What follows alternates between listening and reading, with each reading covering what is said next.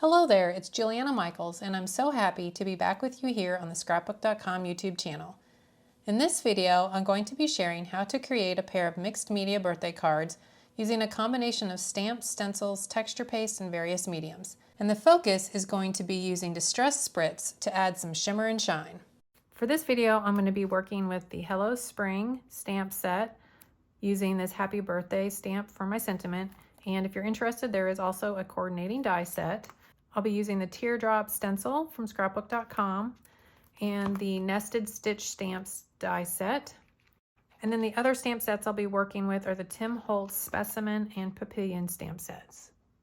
So the mediums I'm going to be working with are Distress Oxide. I've got Prize Ribbon and Seedless Preserves. I'm using some VersaFine Clair ink in Chianti, Twilight, and Nocturne. I'll be using Distress Texture Paste in Opaque. And then I've got Distress Spritz in Prize Ribbon, Antique Linen, Seedless Preserves, and Vintage Photo. And the papers I'm going to be working with are Distress Watercolor cardstock and then just smooth plain white cardstock. If you're interested in any of the supplies that I'm using in this video, you can find a list of them with links to Scrapbook.com in the description box below.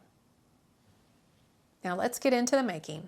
So the first thing I'm going to do is take a piece of Distress Watercolor cardstock that I've cut to 4 by 5 1/4 inches, and I'm going to put a little bit of a temporary adhesive here in the center of my stamping platform just to kind of help hold the paper in place. And I'm going to be stamping with this large background stamp from the Papillon stamp set.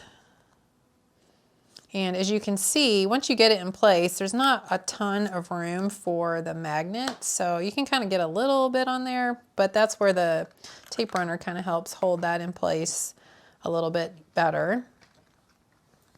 And then I'm going to just close that, pick up the stamp, and I'm going to ink that up with Chianti VersaFine Clair. And this is just a pigment ink, so it's kind of a slower drying ink.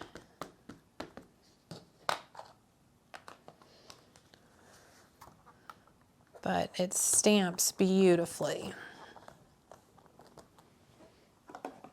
And if you need a little extra pressure, you can use a Stampendable stamping tool to rub over the surface and then transfer that image.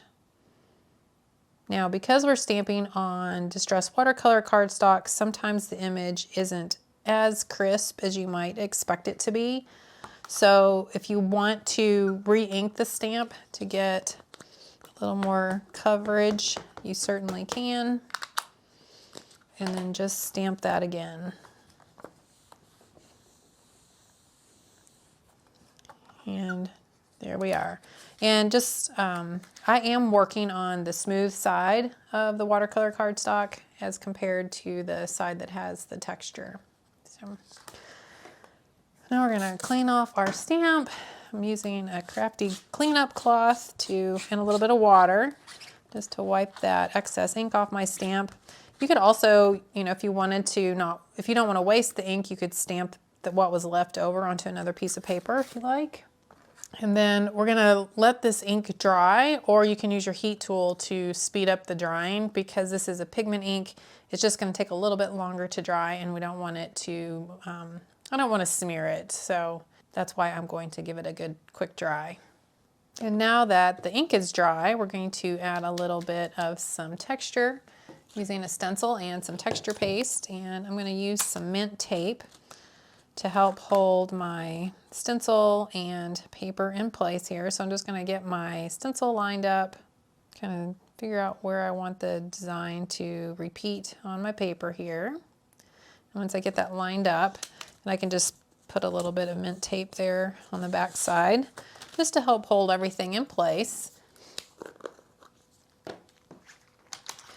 And now I'm just going to use a palette knife to apply some texture paste opaque through the stencil, and just kind of take out a little scoop of it and then kind of smear it across the surface of the paper. And I'm not going for full coverage with the paste. I kind of like to do a little bit in the corners just to add a little bit of texture and interest to the background.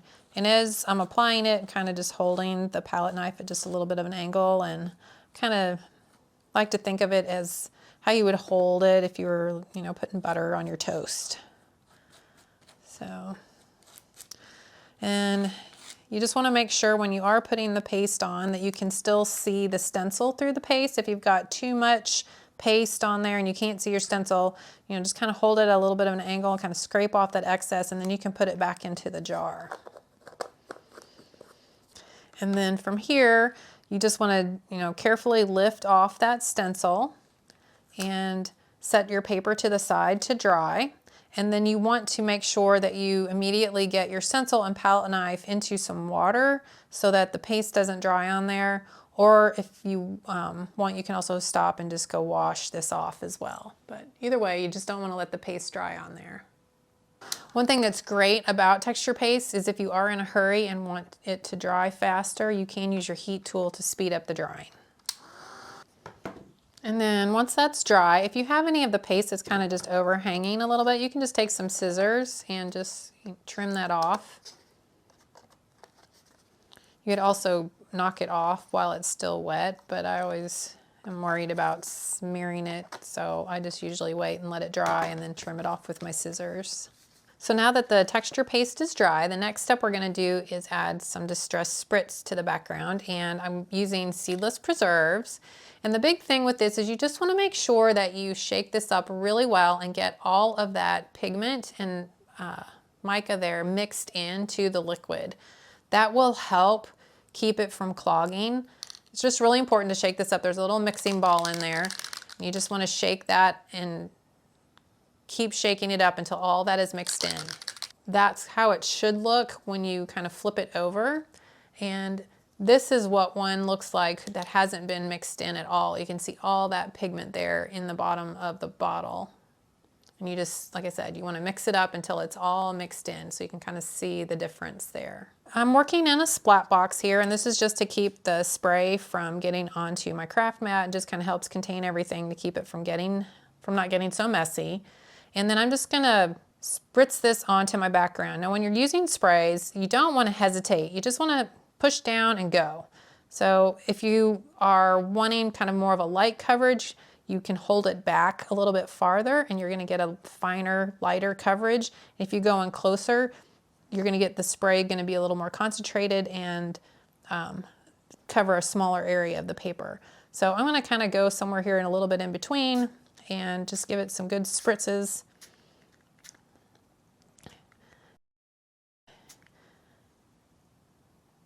And then when you're done, you just want to wipe off the nozzle onto your paper towel. And then again, you can set this to the side and let it dry, or you can use your heat tool to speed up the drying process. And the biggest thing with the Distress Spritz is that it doesn't really, you don't really get the full effect until it's completely dry.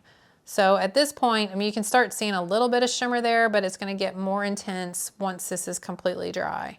And the thing I love about this spritz is that it's not a solid pigmented coverage. The Distress Spritz is just a clear liquid, but with a colored pigments in it and mica in it to give it that color and shimmer so that it coordinates with the distress color that it is.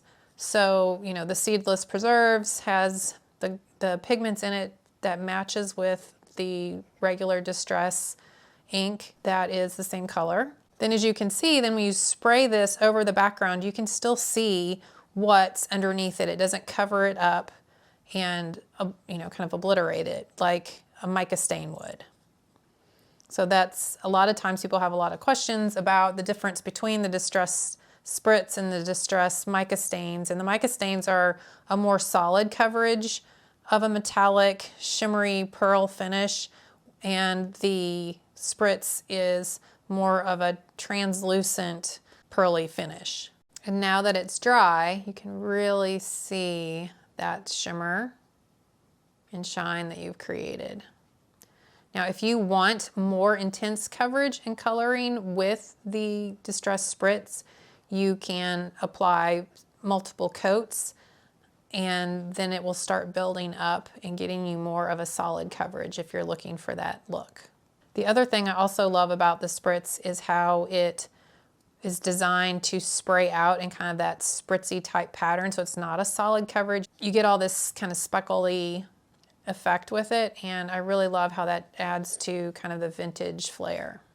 So now I've got another piece of Distress watercolor cardstock, and I'm going to stamp this butterfly image from the Specimen stamp set onto that paper, and I'm going to use the VersaFine Clair Nocturne, which is just a black ink, and this again is just a pigment ink, so it's going to give a really nice crisp stamped image.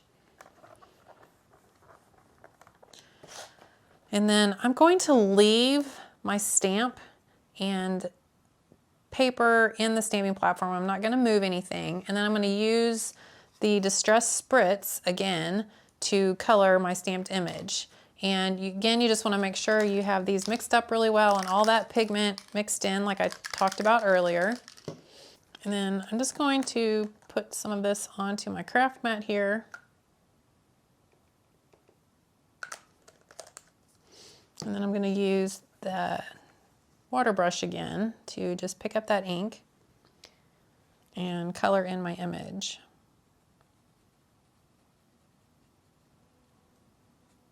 So the more you have on your brush, the more color you're going to have onto the paper. So if you want to, you could also use like no water with this, but I like to have a little bit of water to just kind of help blend things out a little bit so it's not super dark.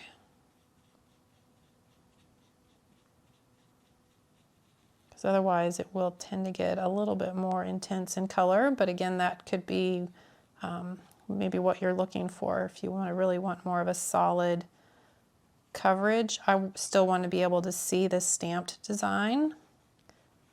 So that's why I'm kind of coloring it in this way.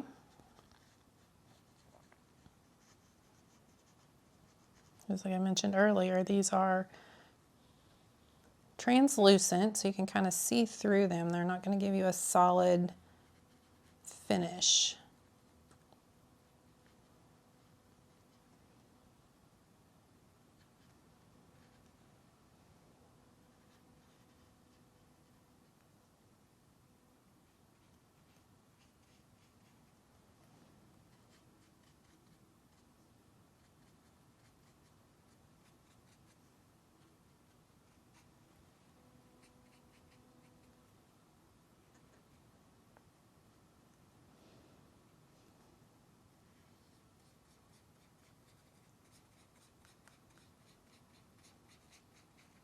And I'm not super worried about staying in the lines along the edges here because I'm going to be cutting this out, so don't have to worry about that.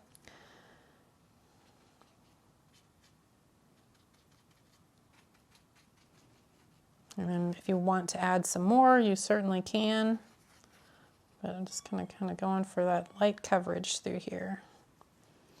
And now I'm going to take the vintage photo and do the same thing. Get little drops of it here on my craft mat. Clean off my brush.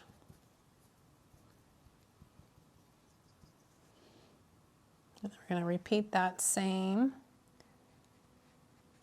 coloring here with the vintage photo and just these other areas that I left uncolored.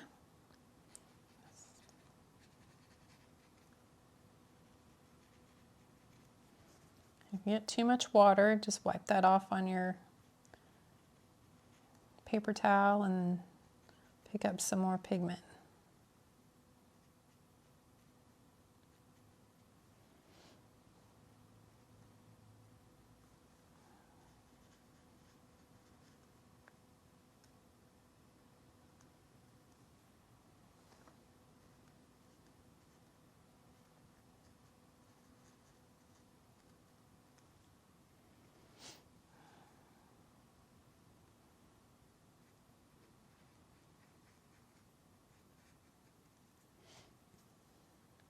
And then if you want to kind of thin that out, then I'm going to just kind of blend that in with the Seedless preserves that I had colored into that area.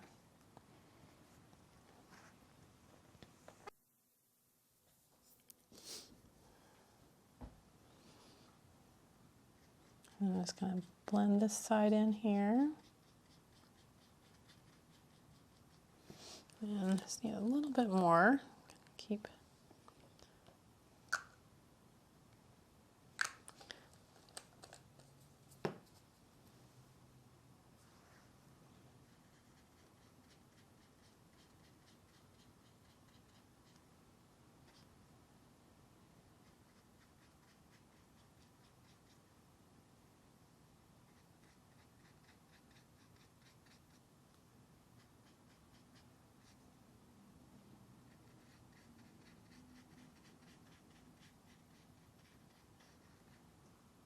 as I mentioned earlier, if you want it to be darker, just add another layer, kind of let it dry a little bit, and then you can add some more color.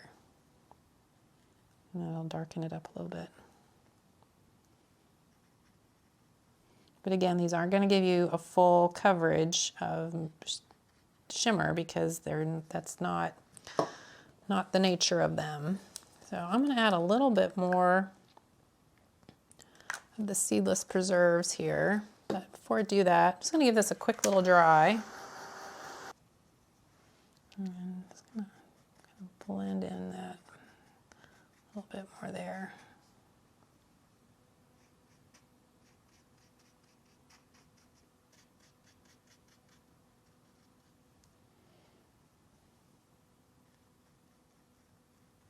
And get a little darker along this area here. I'm just going to add another little layer of color kind of along these edges.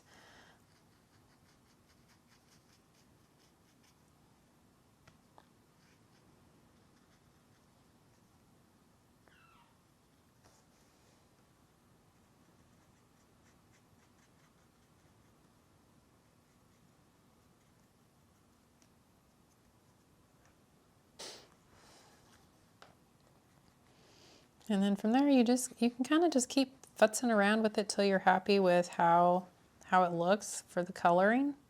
And then the last step I'm going to do here is I'm going to color in the body with a little bit of ground espresso and black soot distress ink. So I'm just going to smush those ink pads onto my craft mat and then pick up some of that ink with my water brush. And then just color in the body here.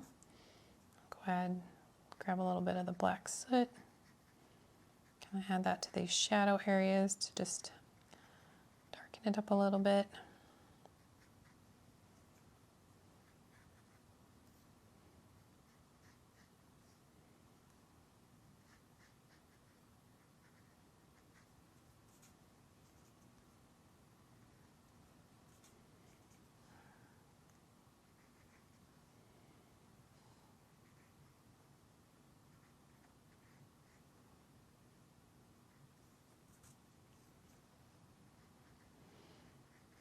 And then you can see I'm adding a little bit of a shadow line here along that edge of that wing.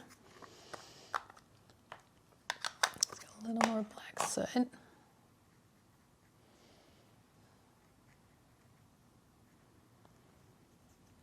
then a little bit along the edge of the body here.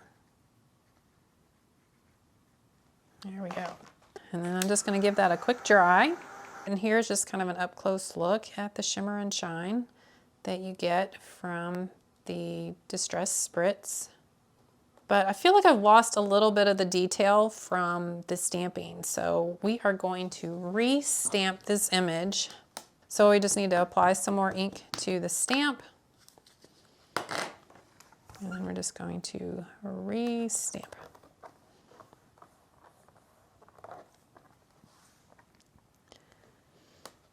And as you can see, because we didn't move anything, it just makes that image kind of pop again. And I'm going to tell you, it is amazing how the color looks on this. Because like here, it looks super intensely that purple with the Seedless preserves. And then you turn it down here, and then it like looks like it's almost brown in the only vintage photo. So it's really cool how it looks depending on how the light catches on the spritz.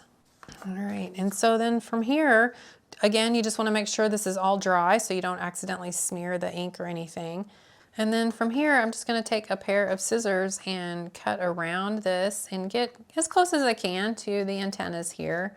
And the embellishment will be ready for my card. Here is a look at our finished butterfly, all fussy cut and ready to go. And if you want to make this more dimensional, you could stamp and color this twice. You could just color the center of the body and cut that out separately and layer that on to just add another layer of dimension, which is what I'm going to be doing. This one here that I'm cutting on just happens to be an extra image that I had stamped and colored when I was preparing for the video. And then just to make it less noticeable with the white edges when you cut out things, you can also take a little bit of some black soot distress ink and a small blending tool and just apply a little bit of that ink to the edges of the die cut. Then those white edges won't show as much when you layer it on there. And then to pop that up, I'm just going to add a little strip of some 1mm foam adhesive. This also comes in 2 and 3mm thickness, so depending on how thick and bulky you might like it to be, kind of up to you. And just adhere that. And then there, you really get a lot more dimension by adding just that extra little layer there. So off camera, I took a piece of white cardstock and die cut it using the largest nested stitch stamp die set from Scrapbook.com. And so I'm going to use this frame piece, and then the inside piece I use just to stamp my sentiment. And for that, I'm using the Hello Spring stamp set. You certainly could, you know, do this die cutting here out of the watercolor cardstock and then do all of your background on this piece of paper if you wanted.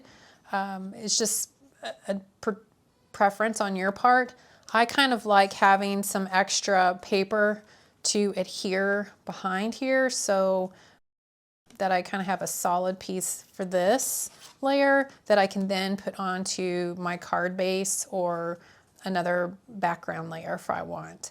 So if you cut this to that 4 by 5¼ inches, you might need to trim it down just a tiny bit so that it doesn't overhang on this frame piece. So I'm just going to trim off 1/8 of an inch on this side and this side.